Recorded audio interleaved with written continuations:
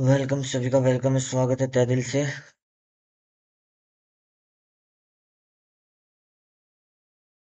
Welcome सभी का welcome है, स्वागत है तहे दिल से। आज हम करेंगे उदय सिंह। और उदय सिंह के बारे में अपने पास बहुत कुछ बकाया है। फिर हम महाराणा प्रताप का देखेंगे, जन्म करवा कर उसके बारे में कुछ स्टार्ट कर सकते हैं क्या? अगर नहीं कर सकते तो भी कोई बात नहीं, हम जल्दी ही आगे का पार्ट स्टार्ट करेंगे। उदय सिंह अपना कंप्लीट नहीं हुआ है, हम उदय सिंह के पार्ट पे चलते हैं। उदय सिंह के पार्ट पे चलते हैं तो 2 मिनट वेट करते हैं। 2 मिनट में जितने को भी क्लास ज्वाइन करनी है वो कर सकते हैं और जल्दी से आ जाएं।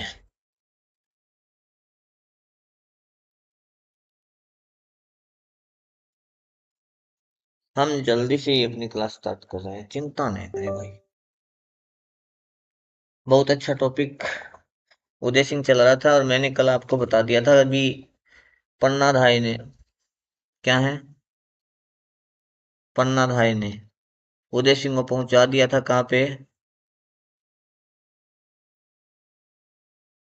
ये पेन नहीं आया क्या? चल ले लेता हूँ मैं। पन्ना धाई ने, फिर नहीं आ रहा है। हाँ, पन्ना धाई ने उदय सिंह को पहुंचा दिया कहाँ पे? कुंभलगढ़ दुर्ग में।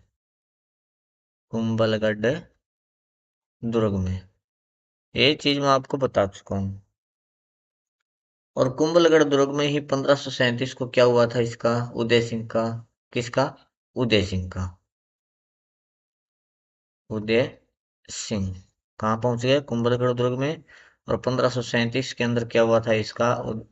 कुंभलगढ़ दुर्ग में ही राज्यभिषेक हो गया था। राज्यभिषेक,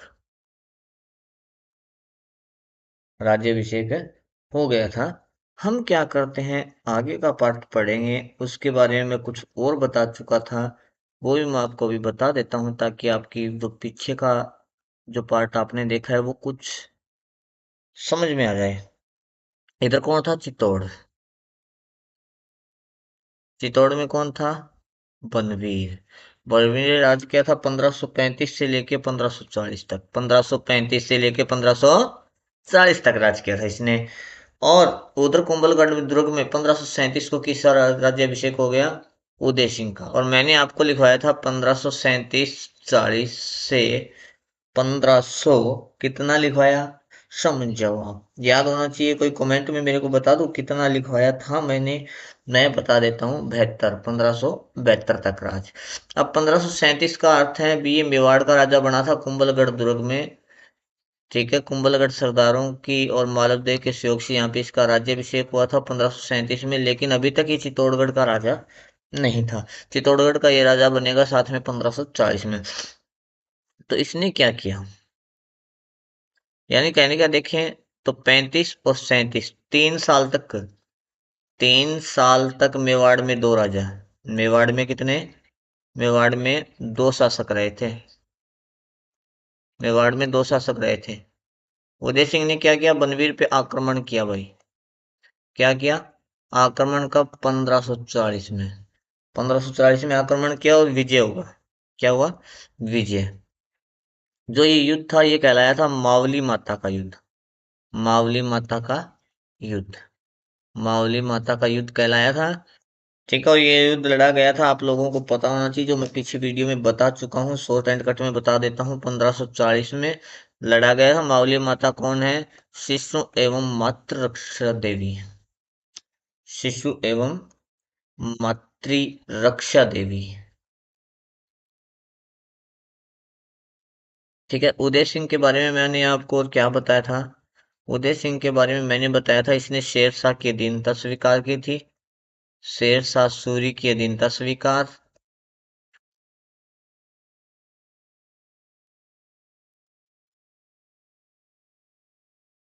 शेरशाह सूरी की अधीनता क्या कर ली थी इसने? स्वीकार कर ली थी। कब की थी?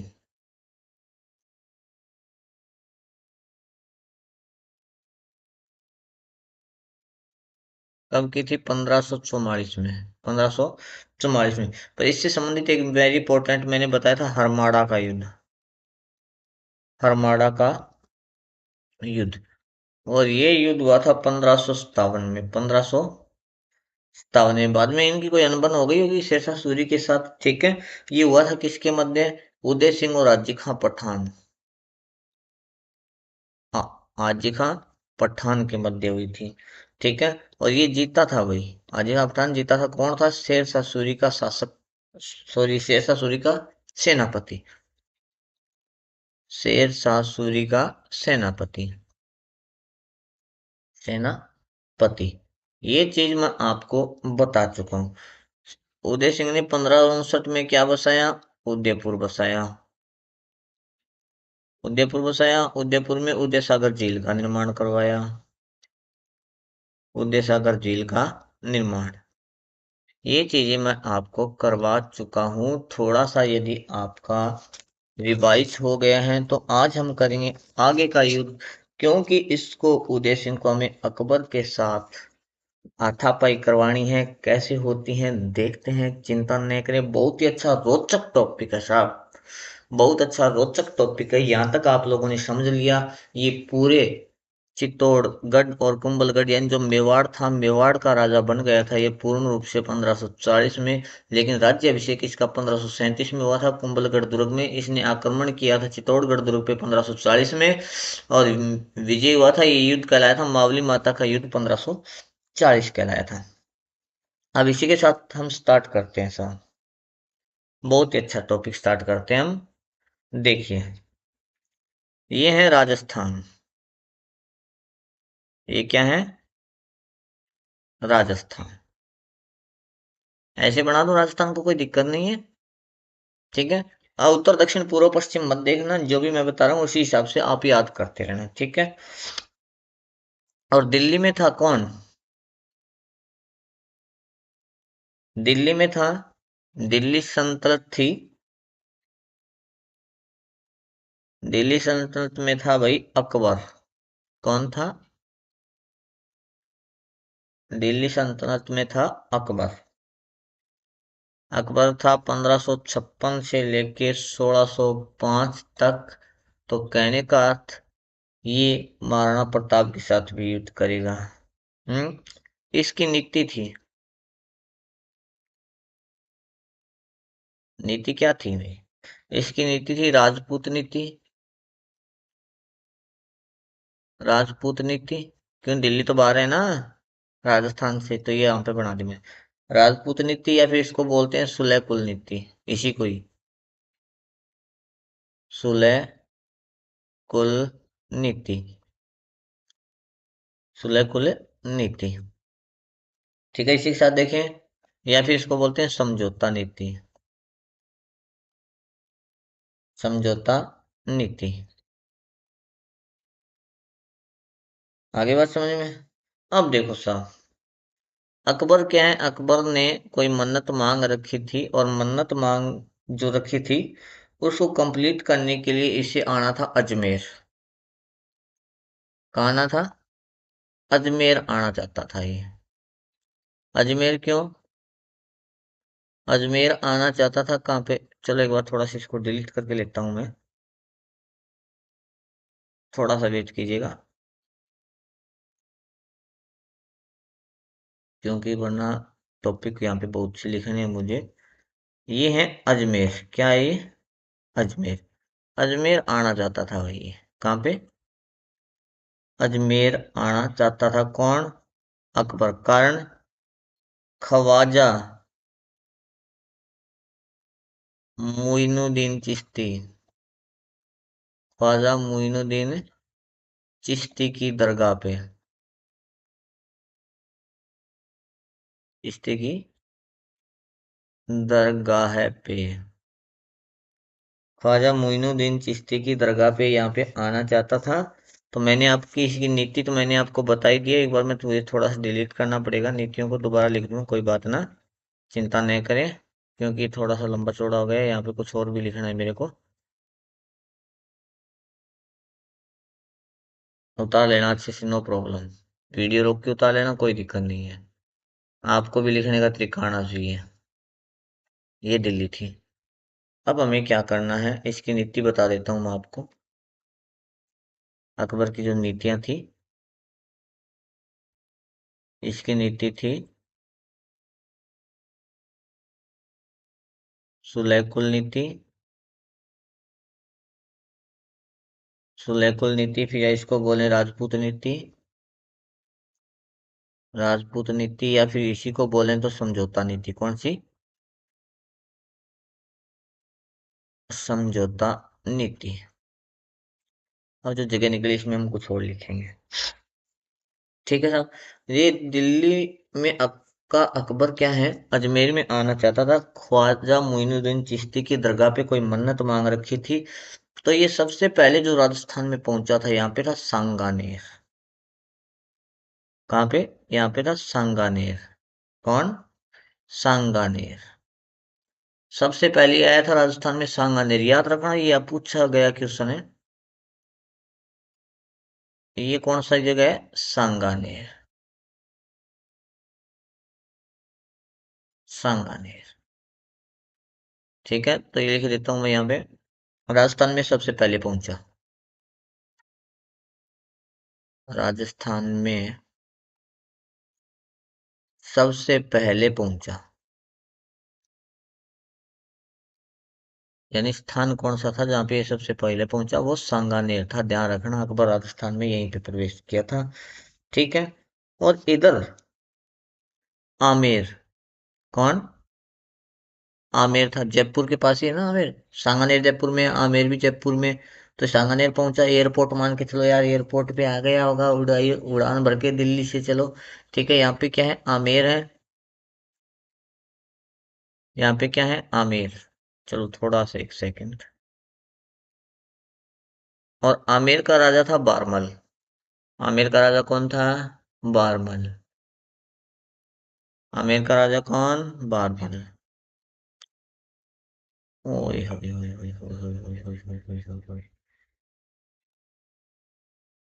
अजमेर, आमेर का राजा कौन? बारमल। याद रखनी ये चीजें।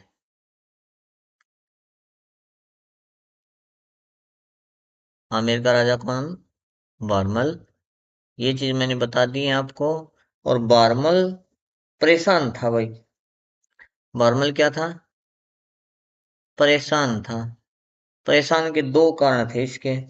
नंबर एक, गृह क्लेश से। और नंबर दो, मीणाओं से।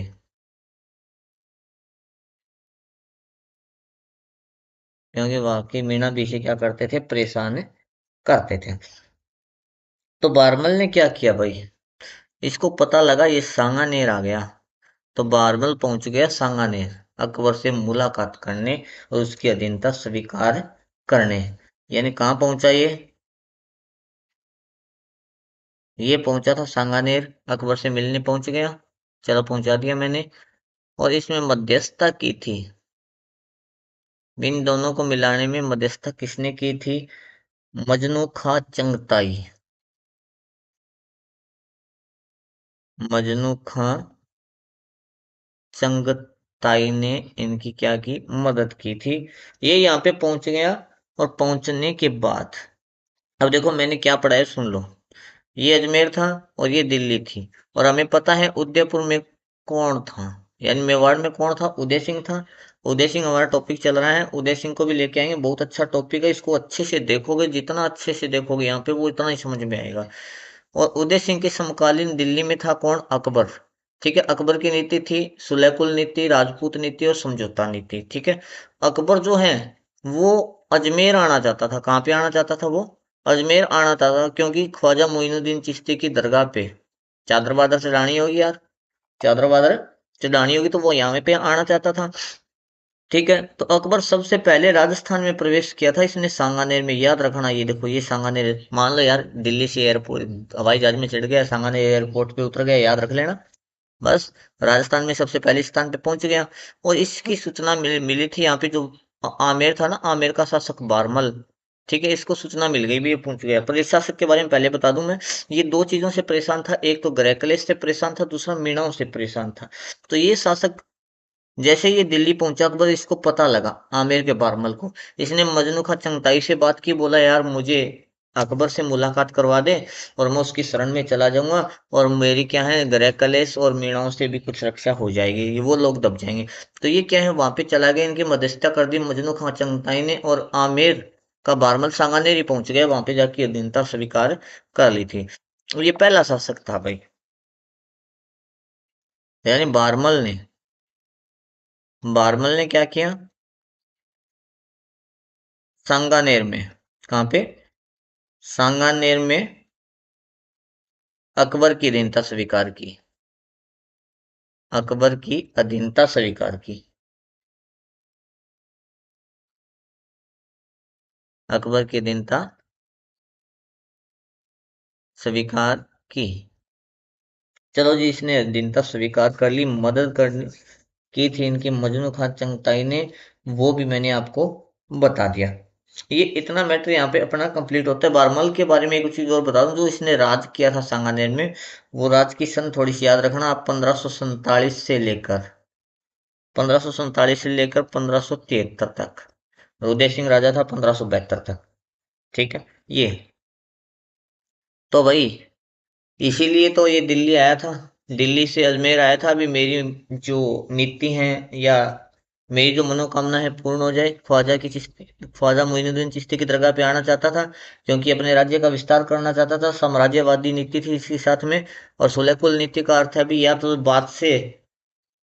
बात से अपना समझौता हो जाए, और वैसे नहीं हो तो उनका कुल का विनाश हो, या उनके साथ लड़ाई झगड़े करके कैसे भी अपने शरण में लेके आओ। इसके लिए यहाँ पे आमेर आना चाहता था, सॉरी अजमेर आना चाहता था। अजमेर पहुंचने से पहले ही उसकी ये मनोकामना पूर्ण हुई, क्योंकि बारमल जो है आमेर का शासक, वो पहुंच गया था किसके पास, सांगानेर में पहुंच गया अकबर के पास, और दीनता स्वीकार कर ली। इसके बाद ये कहाँ पे पहुंचा, इसके बाद ये पहुंचा, ये लो साहब, अजमेर पहुंचा। इसके बाद कहाँ पे पहुंचा, अजमेर पहुंचा। और यहाँ पे थी नागौर, कौन यहाँ पे, नागौर, नागौर, ये है नागौर। और यहाँ से ये इसने आक्रमण कर दिया, यहाँ से बारमल की इनकी सहायता से यहाँ पे इस पे क्या कर दिया, आक्रमण कर दिया, किस पे, नागौर पे। चलो यहाँ पे लिख देता हूँ, नागौर। नागौर शासक था भाई जयमल राठौड़, जयमल राठौड़, जयमल राठौड़। यानी अधिकार हो गया किसका, अकबर का, किस पे, नागौर पे अधिकार हो गया अकबर का। और जयमल राठौड़ को पराजित किया, तो ये चला गया था यहाँ से शरण में चला गया, किसकी शरण में चला गया लिखूं मैं, शरण में चला गया। ये मेवाड़ था, और मेवाड़ में कौन था, उदय सिंह। मेवाड़ में कौन था, उदय सिंह। यानी स्टोरी की तरह याद करो, बहुत अच्छा है। अकबर पहुंचा सांगानेर, सांगानेर में बारमल ने इनकी अधीनता स्वीकार की। फिर ये पहुंचा अजमेर, अजमेर से इसने अधिकार किया था नागौर पे, किस पे अधिकार किया, नागौर। नागौर शासक था जयमल राठौड़, जो यहाँ से इसके अधिकार होते ये मेवाड़ के उदय सिंह की शरण में चला गया, उदय सिंह की शरण में चला गया। फिर अकबर पहुंचा यहाँ से सांबर में, कहाँ पे पहुंचा, सांबर। ये जो स्थान है ये है साहब सांबर, कौन सा ये, सांबर। ये मत सोचना अभी यहाँ पे तो गंगानगर आ रहा है, नहीं, आपको याद करने के तरीके से बताऊं ये कौन सा स्थान है, सांबर। सांबर पहुंचे, चलो पहुंच गया, कोई बात ना। अब सांबर में क्या है, टेंट वेंट लगवा दिए भाई बारमल ने। सांबर में क्या किए, सांबर में टेंट लगवा दिया बारमल ने। टेंट का मतलब जानते हो, बताऊंगा अभी। टेंट का मतलब क्या है वो भी मैं अभी बताऊंगा, चिंता नहीं करें। क्या, भी टेंट क्यों लगवाया, क्योंकि अकबर व अरकाबाई की शादी हुई थी। और अरकाबाई कौन थी, बारमल की पुत्री थी। यानी अकबर, अरकाबाई कौन, बारमल की पुत्री, बारमल की पुत्री। यानी बारमल ने यहाँ पे इसकी दीनता तो स्वीकार कर ली थी, लेकिन फिर भी इसने सोचा यार अगर इसने मदद नहीं की तो क्या करें। तो इसने दिमाग लगाया, भाई मेरी पुत्री है अरकाबाई, इसकी शादी कर देता हूँ। जब ये सांबर पहुंचा तो पीछे से लेके पहुंच गया, बोला नहीं नहीं, मैं आपके साथ रिश्ता जोड़ना चाहता हूँ, और मेरी पुत्री की शादी आपके साथ करना चाहता हूँ, ताकि इसको विश्वास हो जाए हाँ भी अकबर तेरी साइड में, तुम्हें ग्रह कलेश और मीणों से कोई भी परेशानी नहीं होगी। बारमल ने अपनी पुत्री का विवाह कर दिया, क्या कर दिया, इन दोनों का विवाह कर दिया। यानी कहने का अर्थ है ये प्रथम मुगल व राजपूत विवाह है। प्रथम मुगल व राजपूत विवाह है। मुगल व राजपूत विवाह है। एक तो ये चीज ध्यान रखना। अब इतिहास में जो हरका भाई है ना, इसको हम किस किस नामों से जानता है वो भी देख लो भाई। किस किस नामों से हम इनको जानते हैं वो देख लो। कोई तो जोधा के नाम से बोलता है इसको, जोधा भाई। कोई मरियम के नाम से बोलता है, मरियम उजमानी। मरियम उजमानी। या मानमती भी बोलते हैं इसको, मानमती बाई। ये ध्यान रखना भाई। ये था अपना इस पेज के जितने भी टॉपिक थे अच्छे से। उम्मीद करता हूँ समझ में आ गए होंगे। जो भी लाइव में बैठे हैं कोशिश करो भी एक कमेंट जरूर करो भी आपको कैसी लग रही है क्लास, समझ में आ रही है या नहीं आ रही। अगर क्वालिटी सही नहीं दिखाई दे रही है तो मैं आपको बता दूं, ऊपर सेटिंग के निशान पे क्लिक करना, फिर क्वालिटी पे क्लिक करना। क्वालिटी के निशान पे क्लिक करने के बाद एडवांस का ऑप्शन आएगा, उस पर क्लिक करना और अपनी क्वालिटी 480 720 या 1080 कुछ भी कर लेना। जबरदस्त क्वालिटी आएगी, जबरदस्त क्वालिटी आएगी। और लाइव में है तो एक कम से कम एसएमएस से कर दीजिए, एक एसएमएस कर दीजिए। पढ़ता हूँ मैं आपका एसएमएस भी। चलो जी, यहाँ तक हमने इसका देख लिया भी। अरका बाई की इसके साथ शादी हो गई। अब यहाँ से देखो इसी पेज में से जो ये मेवाड़ रियासत है, मेवाड़ रियासत क्या है? ये भी अकबर जीतना चाहता था या फिर चाहता था भी उदय सिंह तेरी आके अधीनता स्वीकार कर ले, क्योंकि गुजरात का जो व्यापारिक मार्ग है रास्ते में है ये। पहली बात ये। फिर इसका धार्मिक महत्व भी है, सामाजिक महत्व भी है और आर्थिक महत्व भी है। और साथ में नागौर का जो जयमल राठौड़ है वो भी इसकी शरण में आ गया। मेन बात थी व्यापारिक मार्ग में था, ये व्यापारिक मार्ग में था तो ये दिल्ली का जो सुल्तान अकबर ये सोच रहा था भी ये तुम्हारी शरण में आ जाए, तुम्हारी अधीनता स्वीकार कर ले। इसके लिए इसने क्या किया अकबर ने? अकबर ने क्या किया बताता हूं मैं। अकबर ने 1567 से 68 में, 1567 से 68 में, 68 करो या 67 करो दोनों मिलते हैं, में फरमान जारी कर दिया इसने। फरमान या आदेश, आदेश भेज दिया इसने किसको? उदय सिंह को।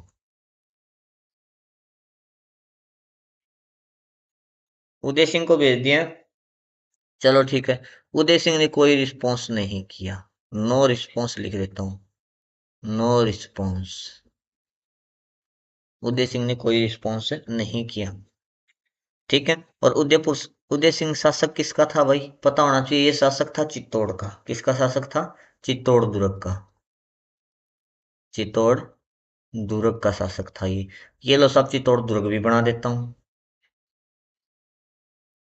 ये लो साहब, चित्तौड़ दुर्ग भी बन गया। चित्तौड़ दुर्ग का शासक था तो कोई बात नहीं, अभी चित्तौड़गढ़ दुर्ग या चित्तौड़ दुर्ग जो भी। ठीक है। तो इसने क्या है, इसका कोई रिस्पॉन्स नहीं किया इसके फरमान का। तो अकबर ने क्या किया, 1568 के अंदर इस पर आक्रमण कर दिया। कहाँ पे? चित्तौड़ पे आक्रमण किया।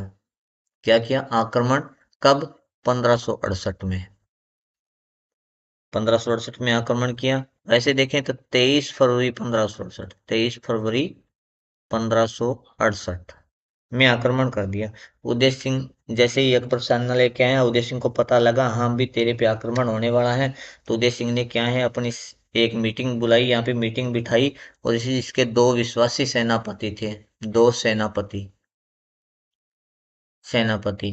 क्योंकि उदय सिंह को पता था तो अकबर का सामना नहीं कर सकता, तो इसने दो विश्वासी सेनापति थे। एक नाम जयमल, जयमल।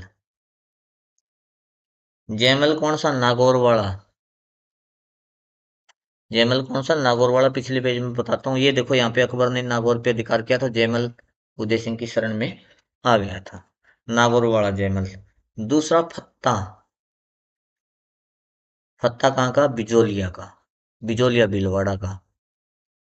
फत्ता बिजोलिया का। दोनों को क्या कर दिया इसने? दुर्ग को सौंप दिया। 20 दुर्ग की रक्षा आप करना। दोनों को दुर्ग को सौंप दिया और ये खुद चला गया। ये चला गया यहाँ पे, इसको छोड़ के चित्तौड़ को कहाँ पे चला गया? गोगुंदा उदयपुर। गोगुंदा उदयपुर चला गया ये। गोगुंदा उदयपुर चला गया। जैसे ही आक्रमण हुआ तो ये कहाँ पे चला गया? गोगुंदा उदयपुर चला गया। और गोगुंदा उदयपुर में इसका क्या हुआ? देहांत हुआ। गोगुंदा उदयपुर में इसका क्या हुआ? देहांत हुआ। ये चीज देहांत वाली मैं बाद में बताऊंगा। जैसे ही अपनी जो स्टोरी चल रही है अभी, युद्ध ये तो चला गया, तो पीछे से युद्ध भी होना है, युद्ध वाला बता देता हूँ मैं आपको। ठीक है। जैसे ही आक्रमण हुआ, दोनों सेनापति ने बहुत जोश के साथ इनके साथ लड़ाई की, लेकिन कंडीशन ऐसे आ गई, या तो मर जाओ या मार दो। तो इन दोनों ने क्या किया भाई? केसरिया किया। क्या किया इन दोनों ने? केसरिया। केसरिया किया। केसरिया किया तो इनकी रानियां जो थी, कौन? इनकी पत्नियां। इनकी पत्नियां। देखो भाई, लिखने में मात्रा मुद्रा के पीछे हो सकती हैं। ठीक, इनकी जो पत्नियां थी, पत्नी यानी गुलाब कंवर और फूल कंवर। गुलाब कंवर व फूल कंवर। फूल कंवर। किसकी पत्नी थी? गुलाब कंवर जयमल की, और फत्ता की फूल कंवर। फै से फै याद रख लेना, बाकी उसकी पता लग जाएगा आपको। ठीक है। इन दोनों ने क्या किया? जोहर किया। क्या किया? जोहर किया। तो मैंने क्या बताया आपको पीछे से, जब शुरुआत की थी, मेवाड़ में 3 शाक्य हुए थे। एक तो 1303 में पद्मनी व नागमती ने किया था।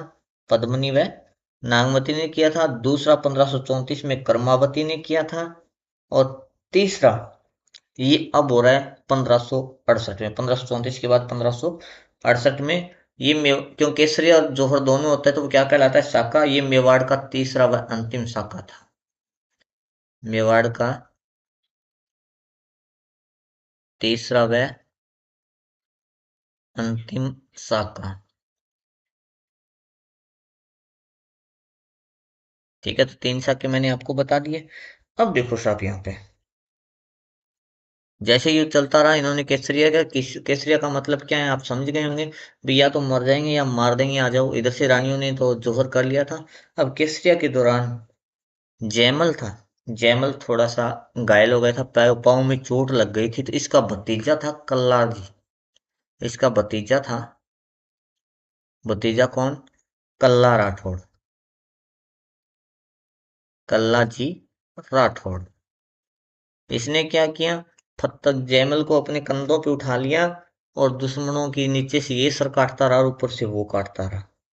यानी 4 हाथ चल रहे थे। तो उस टाइम अकबर ने पूछा अपने कोई सैनिक था उससे भी, ये कौन है 4 हाथ वाला? तो इसने कहा ये कल्ला राठौड़ है। ठीक है। तो इनको क्या मिली? इन सभी को वीर गति मिली। वीर गति।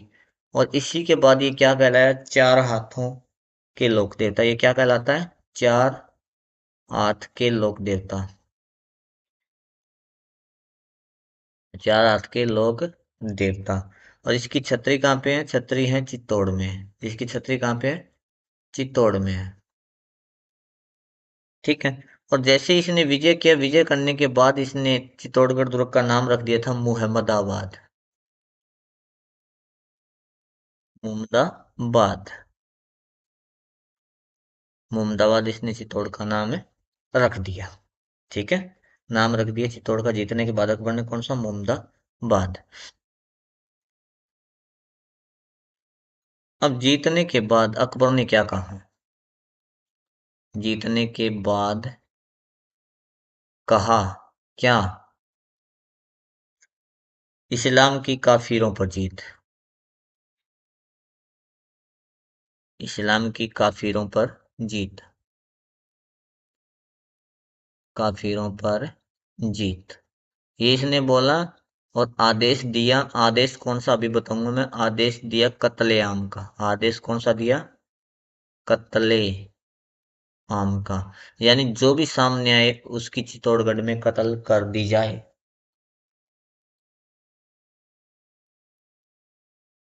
यानी जो भी सामने आए उसकी कत्ल कर दी जाए। अब कत्लेआम का आदेश है तो लगभग 30-40 हजार लोगों को मार दिया। तो ये क्या था? अकबर के जीवन का एमिंट कलंक था। जीवन का एमिट कलंक, एमिट कलंक। क्योंकि पहले तो ये गुस्से में था, तो गुस्से गुस्से में आदेश दे दिया, बाद में जैसे ही ठंडे दिमाग से सोचा, तो इसने सोचा किया तो गलत था, ये कलंक लग गया तुम पे, निर्दोष लोगों को नहीं मारना चाहिए था। तो इसने क्या किया, जैमल व फत्ता जो दोनों वीर हैं, इन दोनों की मूर्तियां, यानी दोनों वीरों की मूर्तियां, दोनों वीरों की मूर्ति, दोनों वीरों की मूर्ति आगरा के किले, आगरा के किले के सामने लगवाई, किले के सामने लगवाई, भी कुछ कलंक धुप जाए तुम्हारा। ठीक है। कैसी बनवाई थी इसने मूर्तियां, वो बता सकते हो? मैं बताती हूँ। गजानरूढ़, यानी हाथी पे सवार और पाषाण युक्त, पाषाण युक्त, पाषाण युक्त। अक्षर छोटे हैं तो भी बता देना मेरे को कमेंट में, क्योंकि मुझे पता नहीं लग रहा है, बहुत ज्यादा अक्षर लिख रहा हूँ मैं इस पेज के अंदर, तो बता सकते हो आप। चलो ठीक है।